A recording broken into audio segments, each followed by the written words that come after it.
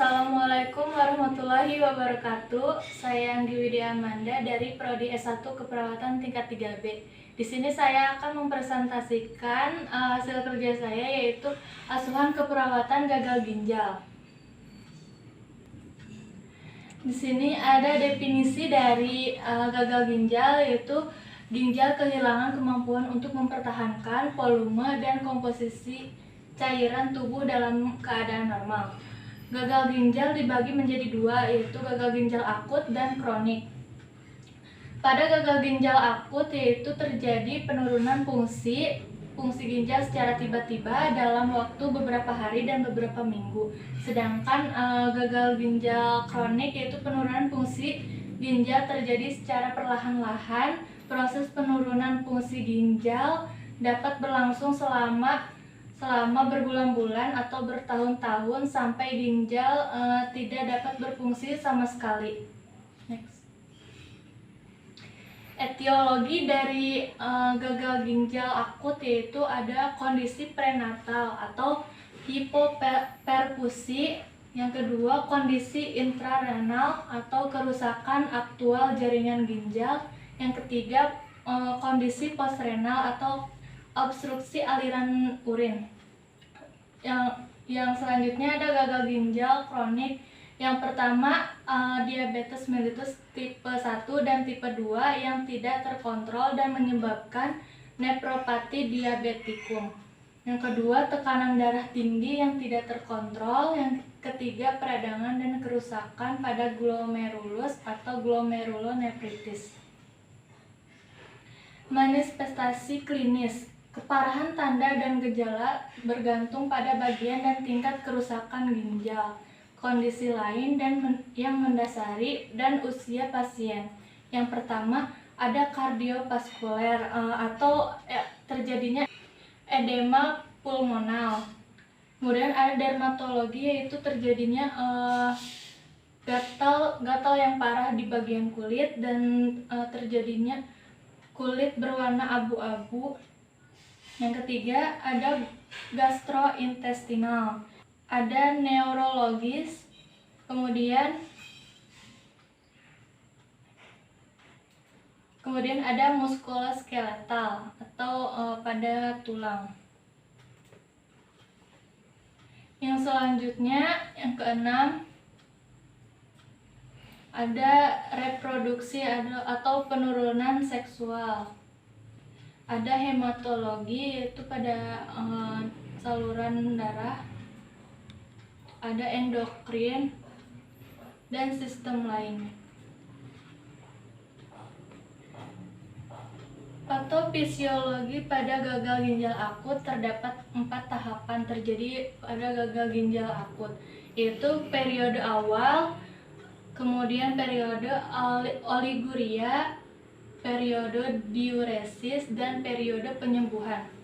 Gagal ginjal kronik yaitu terjadi banyak nefron yang rusak sehingga nefron yang ada tidak mampu memfungsikan ginjal secara normal. Pada gagal ginjal kronik, filtrasi glomerulus rata-rata menurun dan selanjutnya terjadi retensi air dan natrium yang sering berhubungan dengan hipertensi. Komplikasi pada gagal ginjal akut yaitu ada edema paru. Yaitu edema paru ini terjadi di dalam paru-paru, menimbun cairan sehingga sekresi urin tidak dapat keluar secara normal. Yang kedua ada hiperkalemia, yaitu suatu keadaan konsentrasi kalium yang terjadi di batas normal. Kemudian ada gagal ginjal kronik. Yang pertama hiperkalemia, yang kedua perikarditis, efusi perikardial dan tamponade jantung. Yang ketiga hipertensi, yang keempat anemia, yang kelima penyakit tulang. Pemeriksaan diagnostiknya ada EKG, yang kedua fototoraks dan abdomen, yang ketiga osmolalitas serum, yang keempat peligram retrograd, yang kelima ultrasonografi ginjal, Yang keenam, endoskopi ginjal. Penata laksanaan. Ada dialisis, penanganan hiperkalemia, mempertahankan keseimbangan cairan, pertimbangan nutrisional, cairan IV dan diuretik, dan koreksi asidosis dan peningkatan fosfat. Di sini ada konsep dasar keasuhan keperawatan. Pada pengkajiannya yaitu merupakan dasar utama proses perawatan yang akan membantu dalam menentukan status kesehatan dan pola pertahanan klien, mengidentifikasi kekuatan dan kebutuhan klien, serta merumuskan diagnosa keperawatan. Data yang perlu dikaji yaitu menganamnesi atau identitas pasiennya. Yang kedua, riwayat kesehatan, ada keluhan utama, riwayat penyakit sekarang, riwayat penyakit dahulu, riwayat penyakit keluarga, dan pemeriksaan fisik. Kemudian ada diagnosa pada gagal ginjal, yaitu ada kelebihan volume cairan berhubungan dengan kerusakan fungsi ginjal. Yang kedua, intoleransi aktivitas berhubungan dengan anemi dan nyeri sendi sekunder terhadap gagal ginjal. Yang ketiga, nutrisi kurang dari kebutuhan tubuh berhubungan dengan anoreksia, mual dan muntah, pembatasan diet, dan perubahan membran mukosa mulut. Kemudian ada ansietas berhubungan dengan kurangnya pengetahuan tentang penyakitnya. Ada intervensi dari gagal ginjal. Yang pertama, kelebihan volume cairan berhubungan dengan kerusakan fungsi ginjal, yaitu tujuan kebutuhan cairan terpenuhi dengan kriteria pengeluaran urin normal, tidak ada edema, tanda-tanda vital dalam rentang normal, natrium serum dalam rentang normal. Dengan intervensi yaitu kaji status cairan. Yang pertama, timbang badan, berat badan harian, keseimbangan masukan dan haluan. 3, turgor kulit dan adanya edema, distensi pena leher, terus tekanan darah, denyut dan irama nadi. Dengan rasional, pengkajian merupakan dasar dan data dasar berkelanjutan untuk memantau perubahan dan mengevaluasi intervensi. Yang kedua itu pantau kreatinin dan BUN serum. Rasionalnya yaitu perubahan ini menunjukkan kebutuhan dialisis segera. Yang ketiga yaitu batasi masukan cairan. Rasionalnya pembatasan cairan akan menentukan berat badan ideal, haluan urin, dan respon terhadap terapi. Intervensi selanjutnya yaitu intoleransi aktivitas berhubungan dengan anemi dan nyeri sekunder terhadap gagal ginjal. Tujuannya berpartisipasi dalam aktivitas yang dapat ditoleransi dengan kriteria hasil berkurangnya keluhan lelah, peningkatan kelemahan pada aktivitas sosial.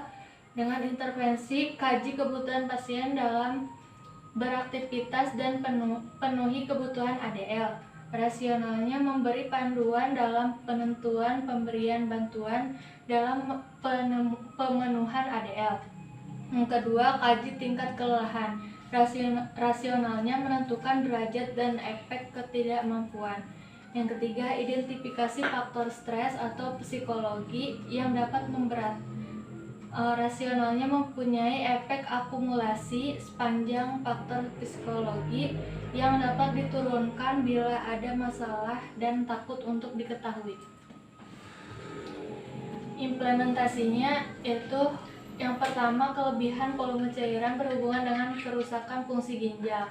Yang pertama, mengkaji status cairan, timbang berat badan harian, keseimbangan masukan dan haluan, turgor kulit dan adanya edema, distensi pena leher, tekanan darah, denyut dan irama nadi. Yang kedua yaitu memantau kreatinin dan BUN serum. Yang ketiga, membatasi masukan cairan. Yang keempat, menjelaskan pada pasien dan keluarga rasional pembatasan. Implementasi yang kedua intoleransi aktivitas berhubungan dengan anemi dan nyeri sendi sekunder terhadap gagal ginjal, yaitu mengkaji kebutuhan pasien dalam beraktivitas dan penuhi kebutuhan ADL. Yang kedua, mengkaji tingkat kelelahan. Yang ketiga, mengidentifikasi faktor stres atau psikologi yang dapat memberat. Yang keempat, menciptakan lingkungan tenang dan periode istirahat tanpa gangguan. Yang kelima, membantu aktivitas perawatan diri yang diperlukan. Yang keenam, berkolaborasi dalam pemeriksaan laboratorium darah.